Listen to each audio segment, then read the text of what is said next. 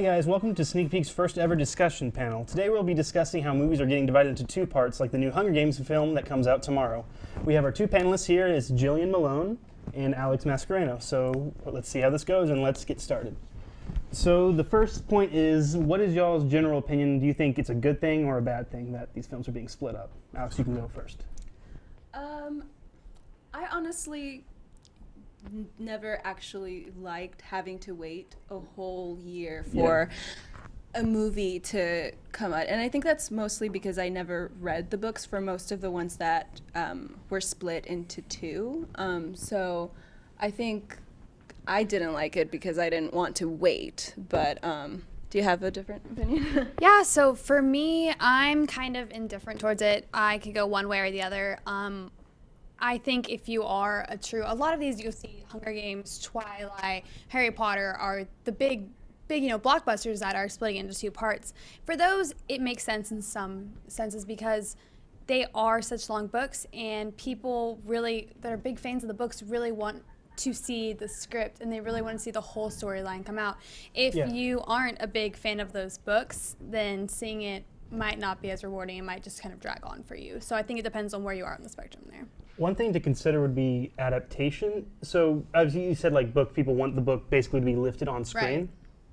Right. And so basically would you want them to, do you think it's like feasible with a film to be like, okay, we're gonna take all 700 pages of Harry Potter and the Deathly Hallows and put it on screen?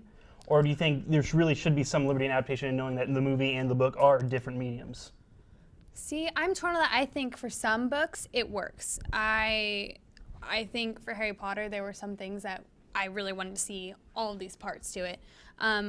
When I saw Hunger Games Part 1 and 2, I felt differently about it. I felt that a lot of it was just drawn on. There's way too much walking and just getting in those lines. President Snow for like 10 minutes. Right, yeah, just so much wandering and heartache, and it just was taking away from the film so much. I just was waiting for it to pick up.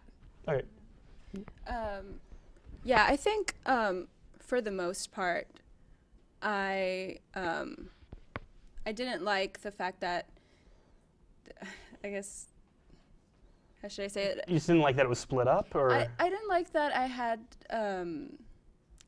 as again, I said I didn't read the books, so for me it wasn't as important that the movie be exactly like the books, because I've always been the kind of person that it's like, they're two different things. You got to understand that first, film, and you're not going to have every single line be said in the movie, But I think that works differently for different movies. Like Harry Potter, it was split.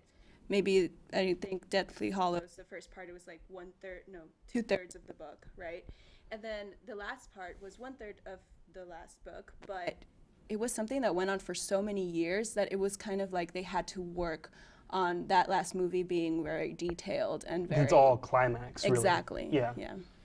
And I think fans of books, Harry Potter, we grew up with those characters. I think for the fan base there, they wanted a big finale. They wanted more, and it was coming back for more. And I think, the film industry does play that to their advantage there. Yeah. They're going in for the bucks, right? I mean, think of how much more money they're making by making a Mockingjay Part 2. I mean, I have to admit, to be honest, when there's certain characters that I love, let's say Twilight, I was okay with looking at Taylor Lautner for 2 more hours, not gonna lie. There's that. I mean, whatever. But I think there's a fine line there on, are we doing it to make the storyline better, or are we doing it to make a bigger buck? Yeah, because like the last Harry Potter, I do not know the numbers, but like it easily did almost $2 billion, I would think, or 1.5. But yeah, it definitely would have. I think that it is a difference of like $500 million to studios. But again, at the same time, if there's integrity to it, like it's Hollywood, so it's not integrity for anything. But but we're looking at a 750-page book there. True. Versus Hunger Games, we're looking at 300, 400 page.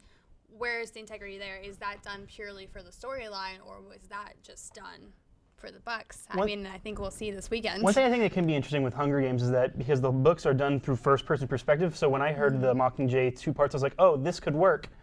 It could show different sides of it, and it could show what other people are doing at the same time. But then in the end, we kind of just got Katniss just chilling and complaining about life. Right, and I think with Hunger Games in particular, I'm so used to the first two were so action-packed, and it was, Katniss is the heroine, and she's going, and these last two, it's slow pace. She's dealing with, the heartache of trying to get Peeta back, and it's just so slow, and you're just waiting for it to pick up, and it does in the last part.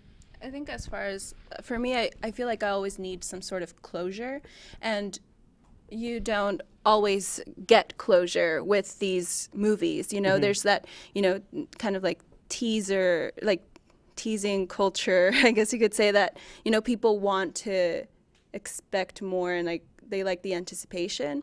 I guess for me, it's more like I want some sort of closure, sorry. Yeah.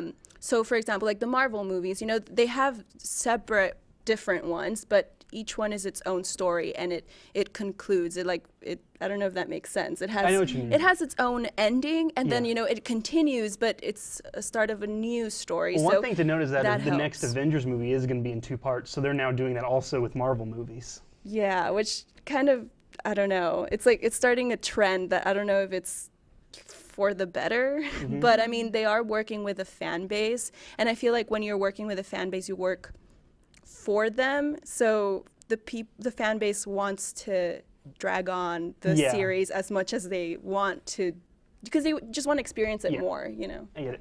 All right, well, thank you all. That's the end of this segment. This is the first time we've done this, so we hope you enjoyed it. And we'll be right back with more sneak peeks, so stay tuned.